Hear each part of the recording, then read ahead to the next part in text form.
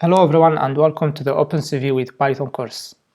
In this course we will cover many topics. We will start by the installation process and we will see how to interact with images and videos using OpenCV and how to draw on these images with OpenCV, how to use the trackbars in OpenCV and image operations, geometric transformations, morphological transformations, image thresholding and smoothing, and then we will cover the edge detection, contours detection with OpenCV, image pyramids, histograms, template matching, object tracking, optical flow, and image segmentation. We will cover also many other topics. First, let's start by defining what is OpenCV. The OpenCV stands for Open Source Computer Vision Library.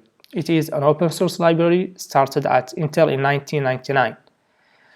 It supports a multitude of algorithms related to computer vision and machine learning, and also it supports a wide variety of programming languages such as C++, Python, Java.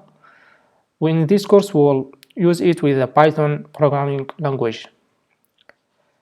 It's also available on different platforms or operating systems, including Windows, Linux, and iOS. All the OpenCV array structures are converted to and from Numpy arrays, so it requires some familiarity with Numpy. Now let's move to the installation process.